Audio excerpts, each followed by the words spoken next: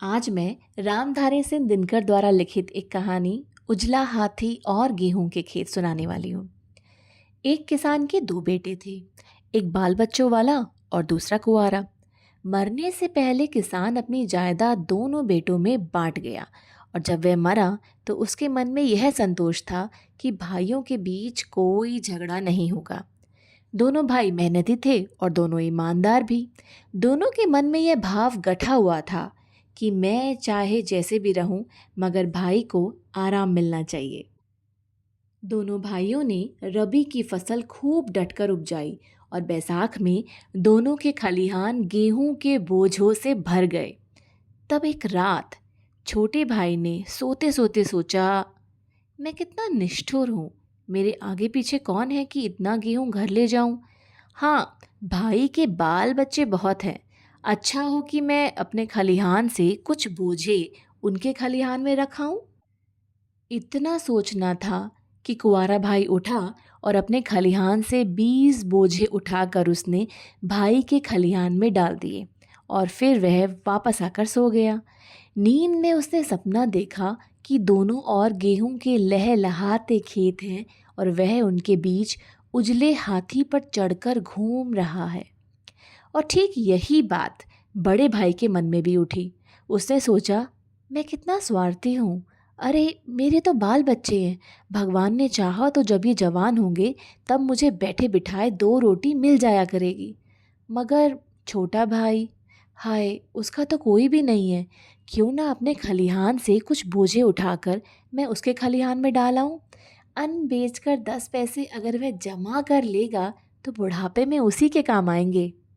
और वह दौड़ा दौड़ा खलिहान पहुंचा और अपने ढेर में से 20 बोझे उठाकर उसने छोटे भाई के खलिहान में मिला दिए और घर आकर खुशी खुशी सो गया। और सोते सोते उसने सपना देखा कि दोनों ओर गेहूं के लहलहाते खेत हैं और वह उजले हाथी पर बैठकर खेतों की सैर कर रहा है। और भोर में उठकर छोटा भाई अपने खलिहान पहुंचा तो यह देखकर दंग रह गया कि उसके बोझों में से 20 कम नहीं हुए हैं। और भोर में उठकर बड़ा भाई खलिहान पहुंचा तो वह भी यह देखकर दंग रह गया कि उसके बोझों में से भी 20 कम नहीं हुए हैं। निदान रात में दोनों भाइयों ने चोरी चोरी अपने बोझे भाई के खलिहान में पहुंचा दिए और दोनों ने फिर रात में उजले हाथी पर चढ़कर गेहूं के खेत में घूमने का सपना देखा। और दोनों भोर में खलिहान को ज्यों का त्यों देखकर फिर दंग रह गए। यह खेल कई रात चला। आखिर एक रात दोनों चोर जब अपने अपने खलिहान में बोझ उठाए भाई के खलिहान की ओर जा रहे थे, दोनों एक दूसरे से टकरा गए और दोनों ने बोझ फेंककर एक दूसरे को कसकर पकड़ लिया और आनंद के मारे रोने लगे। खलिहान में बोझों की संख्या क्यों नहीं घटती थी, यह रहस्य एक क्षण में खुल गया और इसमें कोई संदेह नहीं था कि यह आनंद आंसुओं में ही बोल सकता था।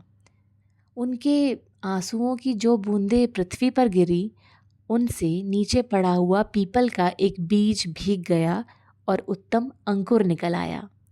अब उस खलिहान की जगह पर पीपल का एक बड़ा सा वृक्ष लहलहाता है और जो भी राही उसके नीचे सुस्ताकर सो जाता है वह सपना देखता है कि दोनों ओर खेत हैं जो लहलहा रहे हैं और उनके बीच उजले हाथी पर चढ़कर वह घूम रहा है।